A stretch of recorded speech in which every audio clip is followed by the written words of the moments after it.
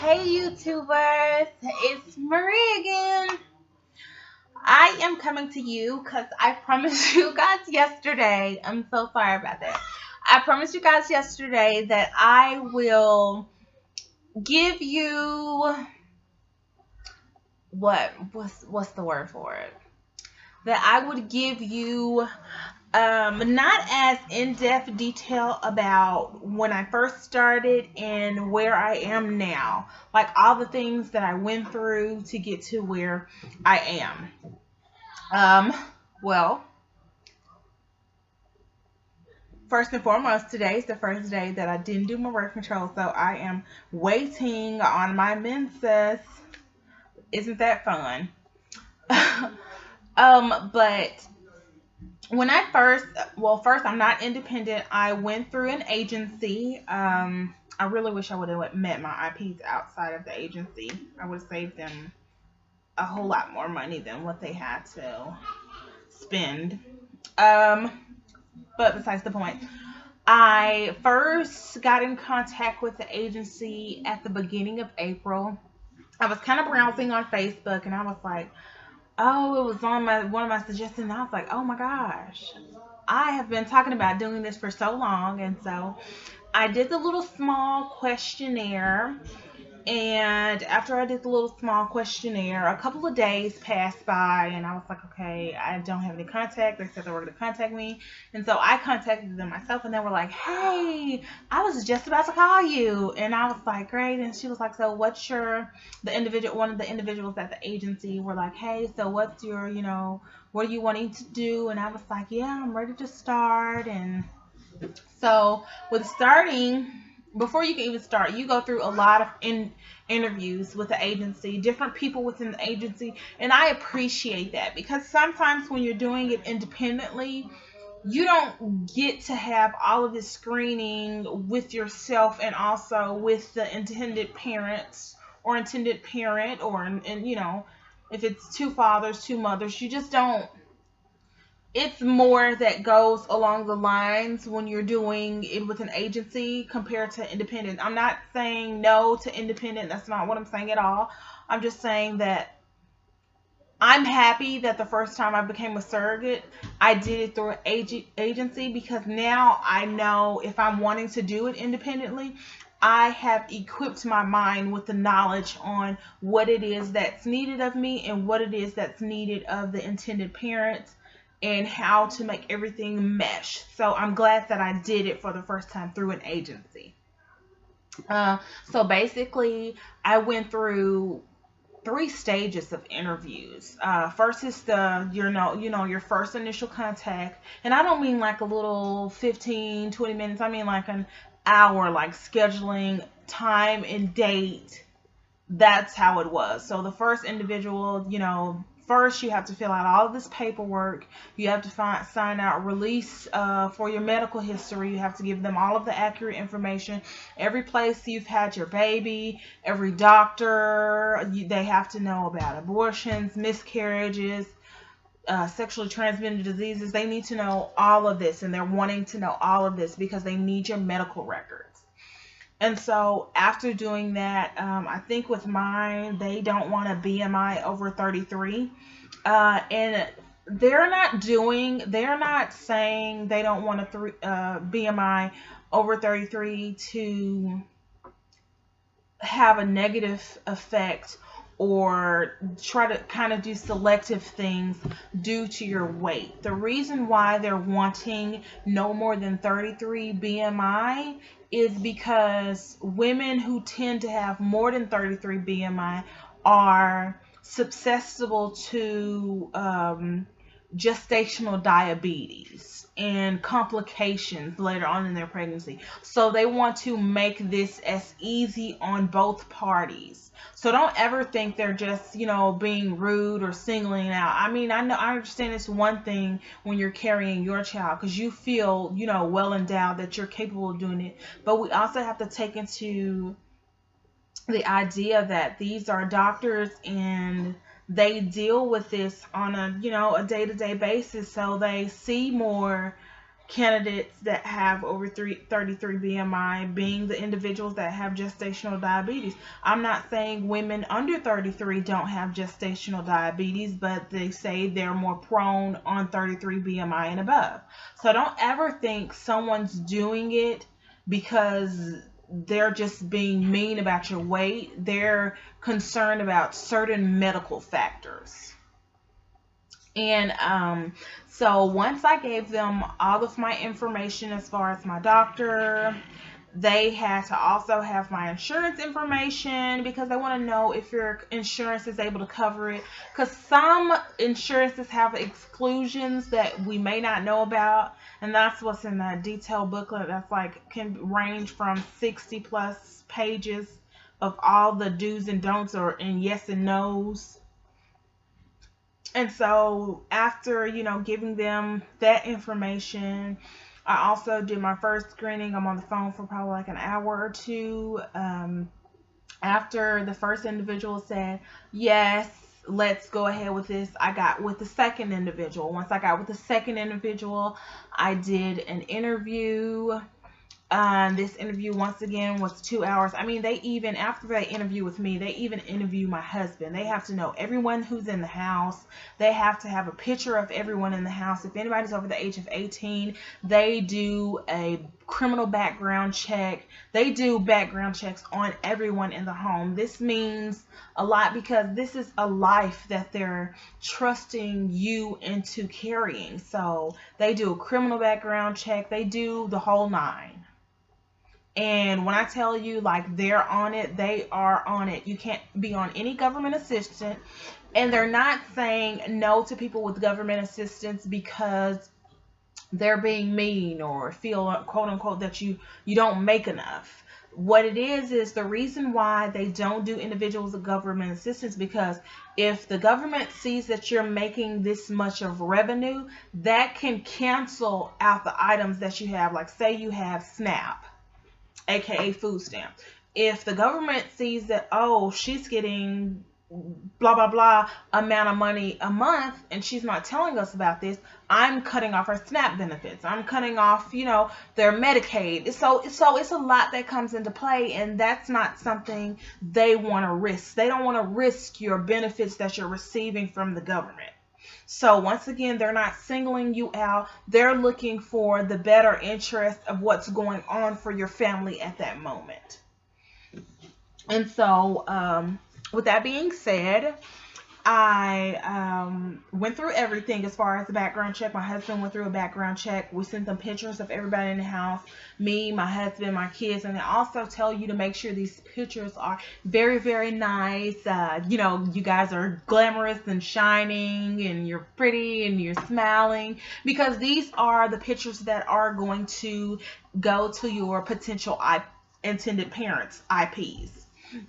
And with them going to them, of course, you want to, show them who you are. Show that you're, nice and bubbly and happy, and that, yourself. Show them who you are, in a sense, through a picture.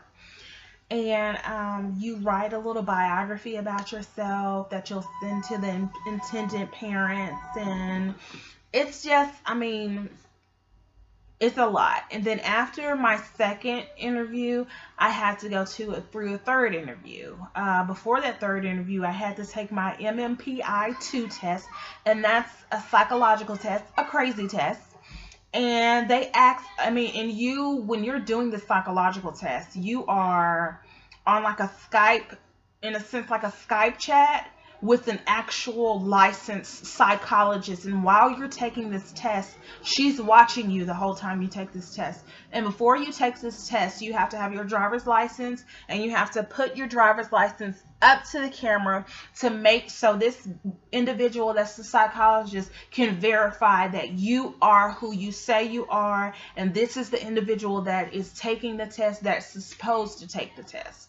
And so that test can, I think, range from I want to say 45 minutes, 2 hours. I'm guessing. I guess it's more so. Ooh, excuse me, this little bug. It's more so at your own pace, and it's just a series of questions. There's no right or wrong. I can be honest. Some of those questions were a little crazy. Not just gonna go into detail, but some of them are crazy, and it's like, oh my gosh, it makes you stop and think and be like, oh my gosh, because I had this one question and I had to ask her, and I was like, well, I was like, I don't know how to, and they were like, well, have you ever? And I was like, well, no. She was like, well, okay then. So I wanted to make sure that when I answer something, I don't want someone to be like, oh, you don't, so why not, and be, penalized for it. So I had to make sure I asked her. And so you have to wait till you get your test results back, and once you're clear on your test results, that's when you moved over to the next process, meaning you're doing another screening. When you're doing Well, wait, before that screening, like after I got my MMPI back, I automatically got my IP's information, my intended parents. Like the agency that I was with, they went so fast. They were like, "Oh, guess what? Friday, I'm going to give you your first set of intended parents." And I like this agency because they show you one at a time. They don't put 6 different people in front of you and make you nitpick and say, "Ooh, I like them better. Ooh, I like them." It gives you that opportunity to do a one-on-one so you can screen them for who they are. And I actually met my intended parents on my first go round of looking at intended parents. I never thought it would be that way. I never thought it would just, like instantaneously. Like when I read it, I was like, they are it. And then soon as I scrolled down and saw their picture and how happy they were, no matter how much hurt they've been through in this whole process, I was like, oh my gosh, they are it. I even told my husband, I said, sweetheart, you have to look at them. You have to read this. They are just it. And so once I told the second individual, yes, we want to move ahead, and they were like, well, we're going to get with them and we're going to see if they want to move ahead. So once they did that, they were like, okay, they want to move ahead. Then we have to Skype chat. And then you sit down, you have a Skype chat, and depending upon how the Skype chat goes, you guys move forward. And so we moved forward, and once we moved forward, we got transitioned over to the third individual. And of course, the third individual, they had their little, they had their introduction and asked me just a small series of questions because I had already, went through all my other tests and passed everything. And you also have to be pre-approved, like by an IVF before you can even, go through all this. So one IVF doctor that they have on staff is an individual that goes through your files and say yay or nay before you actually have to physically go to an IVF doctor. So once I got paired with the individual who I'm with now, my coordinator, she is a doll.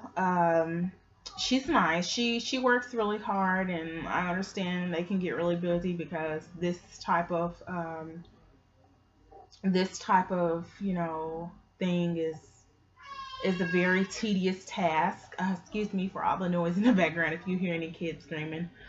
But it's a very tedious task, and I went for my first initial IVF screening with my husband. We both went because we both had to have blood work because they have to test you both for HIV, herpes, hepatitis, AIDS. They have to test you for all that because, of course, me and my husband were still going to be intimate, so they want to make sure that their baby is safe, and that's totally understandable.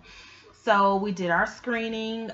We actually met our IPs that night because the clinic that we go to, our IPs are actually, they live in the same city and state. So that was a good thing. We went to dinner the night before we had our little IVF screening, and it was really, really pleasant. They took us to their a very sweet place, and that sweet place was when they went on their first date. And so, that made me feel really special because I was like, oh my gosh, I get to go where you guys went on your first date. So me, my husband, and my IPs, we sat down and we had a wonderful time. It was great. The doctor that I went to see at the clinic, he is wonderful. He's very, very hilarious. But he is wonderful, and Uh, After like a week, I won't even say a week, like this clinic is so like on it, especially this one coordinator. She is bomb.com. When I tell you, this lady will give you the rundown on everything and then say, I hope I'm not losing you. Don't worry about it. It's going to be in the emails. Like, she is like major fast. She's like no joke. She's like business, business, business. And I mean, she's so organized and she's so to the point. Like, I was like, hey, when should our blood work be back? She said, today's Thursday. She said, oh, it'll be back Monday, no later than Tuesday. I mean, she is like on it, and she's like, yeah, you're gonna do great, everything's gonna go over. I mean, she went over everything in detail, tells me when I need to take this, tells me when to start that. I mean, she's very informative about the whole process, and I just love her for that. She is just so great at what she does, and I appreciate everything about her. I just really do, because she makes this transition to the transfer so smooth. Um, and so after we came back, we got our blood work. We got the yes on our blood work on a Tuesday. And I'm like, after that, I think you get like a bonus, like this little sign. It's kind of like a sign on bonus. It's off, it comes out the total of your compensation. It's when you sign your contract and when you pass your actual IVF screening.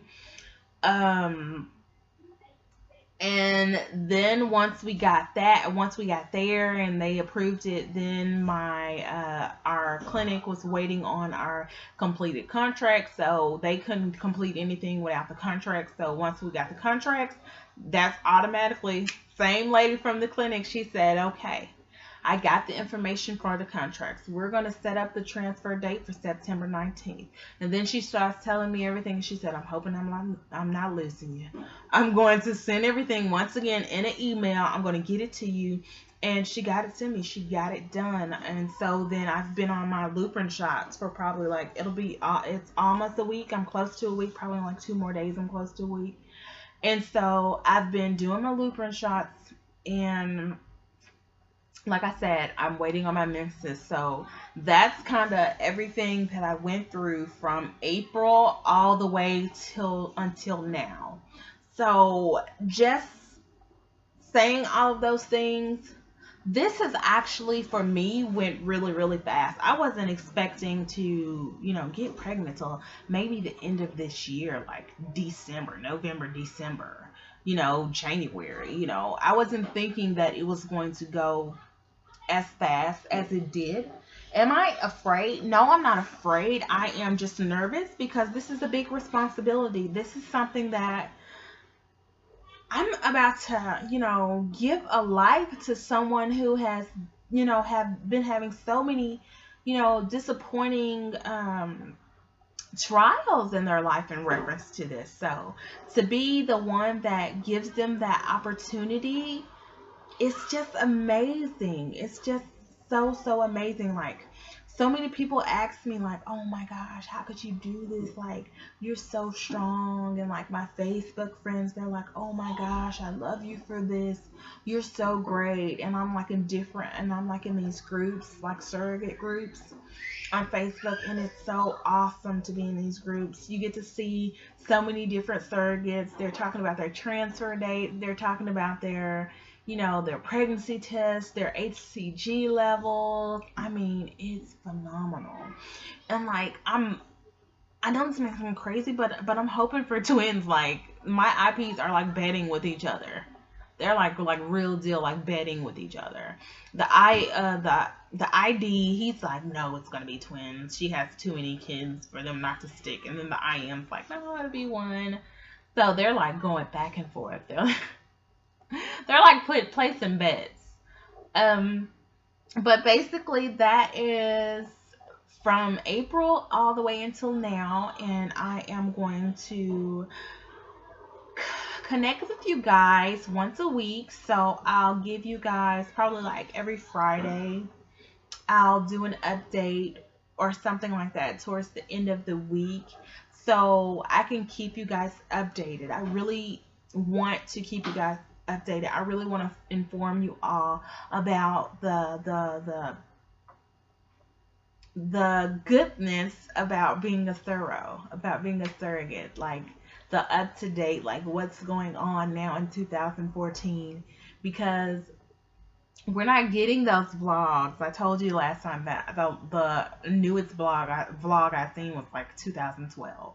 So hopefully this gives you guys a new light on how beautiful surrogacy is, and all of those naysayers who may not think it, just watch my videos and kind of get an idea from there, from what people really go through and how much people really fall in love with each other and want to go to that goal and make things happen.